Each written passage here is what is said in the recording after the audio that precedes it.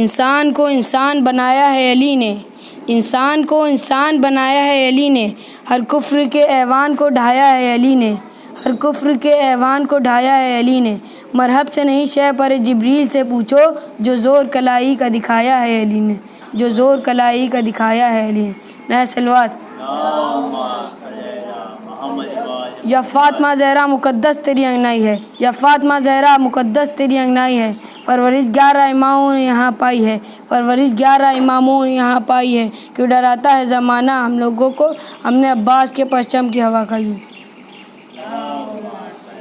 100 بار لے گئی سر بازار مفلسی، ہر بار میں نے اپنا عقیدہ بچا لیا، میں نے پڑھی تھی یہ دعا اپنی حفاظت کے واسطے، نادے علی نے سارا علاقہ بچا لیا، نادے علی نے سارا علاقہ بچا لیا۔ نئے سلوات۔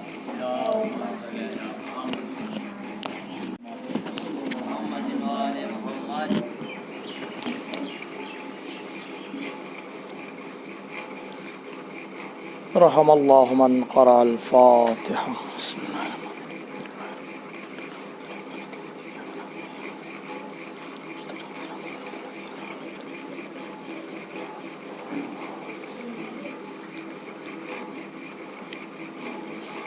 لا حول ولا قوة الا باللہ العلی العظیم۔ اعوذ باللہ من الشیطان اللعین الرجیم۔ بسم اللہ الرحمن الرحیم۔ الحمد للہ رب العالمین، الصلاۃ والسلام علی اشرف الانبیاء والمرسلین، المخاطب طٰہٰ ویاسین، النبی المؤید ورسول المسدد، حبیب الہ العالمین بالقاسم محمد،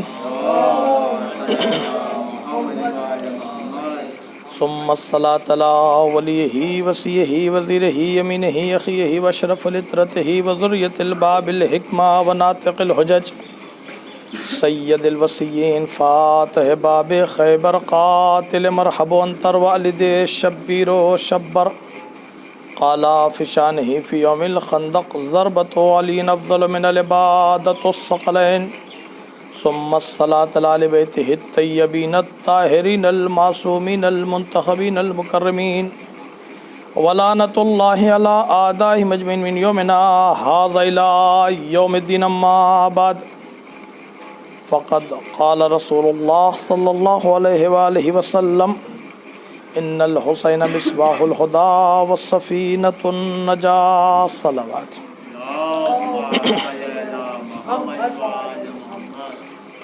عزیزان گرامی، رسول مقبول کی بہت ہی مشہور و معروف یہ حدیث مبارکہ ہے کہ جس میں یہ ارشاد ہے کہ بے شک حسین ہدایت کا چراغ اور سفینہ نجات۔ آج زمانہ یہ دیکھ رہا ہے، آج کا جو ماحول اور جو حالات ہیں، اس میں اس حدیث مبارکہ کی بہتر طور پر تشریح و تفسیر ہو سکتی ہے کہ حسین ہدایت کا چراغ ہیں اور سفینہ نجات ہیں۔ آج پوری دنیا کے جو ایک بیماری کی زد میں ہے جس کا نام ہے کرونا، کووڈ-19، ہر انسان نے دیکھا کہ لوگ اپنے کو بچانے کی کوشش کر رہے تھے، لیکن یہ جذبہ امام حسین علیہ السلام تھا کہ آپ نے دین کے ساتھ انسانیت بھی بچائی ہے، کیونکہ جو دین ہے وہی انسانیت ہے، اور جو انسانیت ہے وہی دین ہے۔ انسانیت دین سے ہٹ کے نہیں ہے، اور دین انسانیت سے ہٹ کے نہیں ہے۔ فرق یہاں پہ ہو جاتا ہے کہ جہاں پہ لوگ دین کو الگ سمجھنے لگتے ہیں اور انسانیت کو الگ سمجھنے لگتے ہیں۔ یہ دین آیا ہی انسانوں کے لیے، کیونکہ اگر یہ دین انسانوں کے لیے نہ ہوتا تو جذبات کا خیال نہ رکھا جاتا۔ احساسات اور جذبات کا خیال اسی لیے رکھا جاتا ہے۔ دین جب کوئی حکم نافذ کرتا ہے تو انسان کو مجبور نہیں کرتا ہے، بلکہ انسان کی ضرورت کو پرووائڈ کرتا ہے۔ یہی دین ہے۔ دین کو معلوم ہے کہ انسان تنہائی کی زندگی نہیں گزار سکتا، اسی لیے دین نے رہبانیت کو حرام قرار دیا، کہا گوشہ نشینی یہ اسلام نہیں ہے۔ پھر کہا معاشرے میں رہو، لوگوں کے ساتھ رہو اور لوگوں کی ضرورتوں کا خیال بھی رکھو۔ ایسا نہ ہو کہ تم صرف اپنی نمازوں روزوں میں پڑ جاؤ، ورنہ امام حسین مدینے میں تو نماز پڑھ ہی رہے تھے، لوگ بھی نماز پڑھ رہے تھے، روزے رکھ رہے تھے، لیکن کیا یہ دین کافی ہے؟ کہا نہیں، یہ دین نہیں تھا۔ اگر دین بغیر کسی انسانیت کے ہو، بغیر کسی بیداری اور انسان کو آمادگی کے بغیر ہو تو یہ دین نہیں ہے، یہ عادت ہے، اور عادت کی اسلام میں کوئی اہمیت نہیں ہے۔ ہمیشہ اسلام نے جو اہمیت دی ہے وہ دین کو اہمیت دی ہے۔ دین کیا ہے؟ کہا معاشرے میں جاؤ، لوگوں کا خیال رکھو، ان کی ضرورتوں کا خیال رکھو، اور خبردار خبردار دیکھو کبھی ایسا نہ کرنا کہ تم دین کے نام پر انسانیت کو بھول جاؤ۔ جیسے کہ مشہور و معروف مولا متقیان کا خط ہے جو آپ نے اپنے گورنر کو لکھا، کہا اے والی، اے گورنر، خبردار ایسا نہ ہو کہ تم کچھ لوگوں کی مدد اس وجہ سے نہ کرو کہ وہ تمہارے دین پہ نہیں ہیں۔ کہا نہیں، خیال رکھو کہ تمہارے دو طرح کے بھائی ہیں، ایک تمہارا وہ بھائی جو تمہارا ہم مذہب ہے، جس عقیدے کو تم مانتے ہو، جس چیز کو تم مانتے ہو اس کو وہ مانتا ہے، اور ایک تمہارا وہ بھائی ہے کہ جو تمہارا دینی بھائی نہیں ہے، خلقتی بھائی ہے، جیسا تمہیں تکلیف ہے ویسی اسے تکلیف ہے، جیسی تمہیں بھوک لگتی ہے ویسی اسے بھوک لگتی ہے، جیسی تمہاری خواہشات ہیں ویسی ہی اس کی خواہشات ہیں۔ اسلام یہ نہیں کہتا، اسلام اخلاق کا مذہب ہے، انسانیت کا مذہب ہے، یہ نہیں ہے۔ پیغمبر نے پہلے ہی نہیں کہہ دیا کہ آؤ لا الہ الا اللہ محمد رسول اللہ کہو، پہلے دعوت کی ہے، دعوت ذوالعشیرہ میں مزاج کو پرکھا ہے، بلایا ہے۔ امام حسین اسی نانا کے آغوش کے پروردہ ہیں جہاں قرآن کا نزول ہوا ہو۔ امام حسین اسی درسگاہ کے پڑھے ہیں جہاں سے قرآن نشو و نما جس نے پائی ہے۔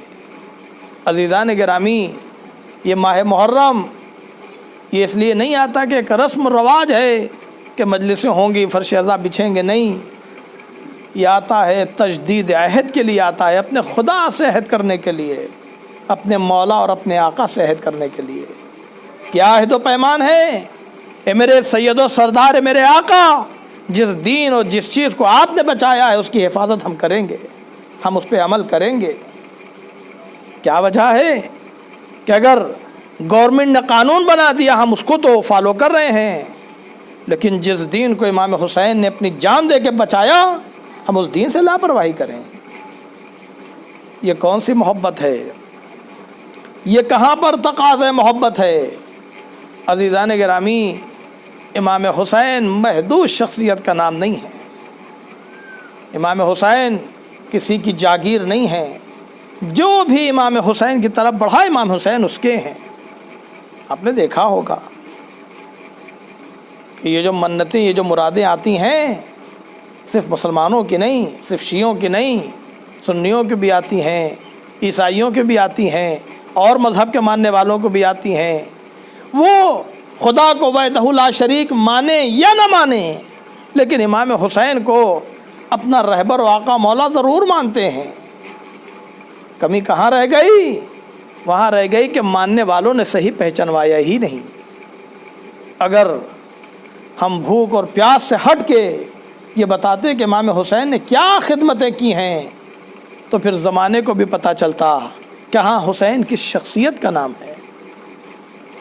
آج سے 70-80 سال پہلے ایک سکھ نے ایک کتاب لکھی، پیاسا حسین۔ اس کتاب میں اس نے یہ بات لکھی، کہا آج دنیا صرف امام حسین کی پیاس کو رو رہی ہے، کیونکہ ہم نے صرف پیاس ہی پہ ابھی تک آنسو بہائے ہیں، لیکن اے کاش کہ ہم نے زیارات کے ان فقرات کو بھی اپنے ذہن میں بٹھا لیا ہوتا، اپنے دل میں نشر کر لیا ہوتا، کہ جس میں یہ ارشاد ہے اور یہ ذکر ہے، یہ تذکرہ ہے کہ خدا لعنت کرے اس پر کہ جس نے آپ پر ظلم کیا، خدا لعنت کرے اس پر کہ جس نے آپ کو آپ کے مقام سے نیچا کیا۔ عزیزان گرامی، ہمیں دیکھنا ہوگا کہیں اس زمرے میں ہم تو نہیں آ رہے ہیں۔ امام حسین علیہ السلام کی شخصیت بہت بلند و بالا، ہم صرف ماتم کر کے اور عزاداری ختم کر دیتے ہیں۔ کہا نہیں، یہ عزاداری نہیں ہے۔ امام حسین کا ماتم بس ایک واقعہ اور آپ کی زحمت تمام۔ واقعہ یہ ہے ایران کا واقعہ کہ ایک شخص تھا جس کا نام تھا حاج ماشاء اللہ۔ حاج ماشاء اللہ ایک نجار تھے، بڑھئی کا کام کرتے تھے۔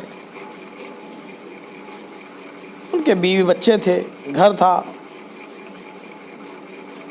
زندگی گزر رہی تھی۔ ایک موقع ایسا آیا کہ حاج ماشاء اللہ نجار بیمار ہوئے۔ ڈاکٹر کے پاس پہنچے، علاج چلا، مرض بڑھ گیا۔ اتنا مرض بڑھا کہ حاج ماشاء اللہ نجار ان کے دونوں گردے، دونوں کڈنیاں فیل ہو گئیں، اور جسم میں عفونت، ورم ہونے لگا۔ حالت بڑی خراب ہو گئی، اتنی حالت خراب ہو گئی کہ اب ڈاکٹر نے کہا کہ ان کو گھر لے جائیں، یہاں نہ رکھیں، اب یہ بچیں گے نہیں۔ آج ماشاء اللہ نجار کو ان کے گھر پہ لایا گیا، رکھا گیا۔ وہ یہ کہتے ہیں کہ ہمیں ایک کمرے میں کو رکھ دیا گیا، یہ سکت باقی نہیں تھی، طاقت باقی نہیں تھی۔ یاد رکھیں یہ جو حدیث ہے کہ ان الحسین مصباح الہدیٰ، حسین ہدایت کا چراغ ہے۔ ہدایت دیتے ہیں، کس کو ہدایت دیتے ہیں؟ جو ہدایت چاہتا ہے۔ امام حسین، اگر کسی نے امام حسین کا دامن تھام لیا ہے وہ گمراہ نہیں ہو سکتا۔ اگر کسی نے امام حسین کو مان لیا ہے تو وہ گمراہ نہیں ہو سکتا۔ کہتا میں اپنے گھر میں لیٹا ہوا تھا اور اپنی موت کا انتظار کر رہا تھا۔ ہر دن جو گزرتا جاتا تھا یہ ہوتا تھا کہ بھئی اب کل۔ اتنا بیمار کہ ان کی بیماری کا علم پورے محلے کو ہوا۔ محلے والے بھی چونکہ کافی دنوں سے نظروں سے غائب تھے، چل پھر سکتے نہیں تھے، گھر میں لیٹے تھے، تو لوگوں نے سمجھا کہ شاید انتقال ہو گیا، مر گئے۔ یہ کہتے ہیں کہ ایک دن میری ماں، یعنی حاج ماشاء اللہ نجار کی ماں، ایک مجلس سے آئیں اور ایک رومال کہ جو وہاں پہ تبرکات سے انہیں نے مس کیا تھا، اور جو مجلس ہوئی تھی، جو آنسو ماں کے بہے تھے امام حسین کے غم میں، ان آنسوؤں کو اپنے اسی رومال سے پوچھا تھا۔ حاج ماشاء اللہ نجار یہ کہتے ہیں جب میں اپنے گھر میں لیٹا تھا، میری ماں جب گھر میں آئیں، میرے کمرے میں آئیں، احوال پرسی کی، اور اس کے بعد انہیں نے کہا کہ ماشاء اللہ میں ایک رومال لائی ہوں، میں یہ چاہتی ہوں میں تمہیں مس کر دوں۔ آج ماشاء اللہ نجار کہتے ہیں اس کا کوئی فائدہ نہیں۔ تو ڈاکٹر نے کہا کہ اب تمہاری زندگی کے یہ آخری ایام ہیں، تم مر جاؤ گے، تمہارا انتقال ہو جائے گا، لہذا اس کا کوئی فائدہ نہیں ہے۔ ماں تھی۔ آج ماشاء اللہ کہتے ہیں کہ میں نے ماں کے جذبات کی قدر کرتے ہوئے میں نے کہا ٹھیک۔ ماں نے وہ رومال کے جس میں ان کے آنسو تھے، تبرکات کو مس کیا تھا، میرے جسم پر انہی نے اس کو پھرایا، مجھے چھوایا، چمایا، اور اس کے بعد ماں رونے لگی۔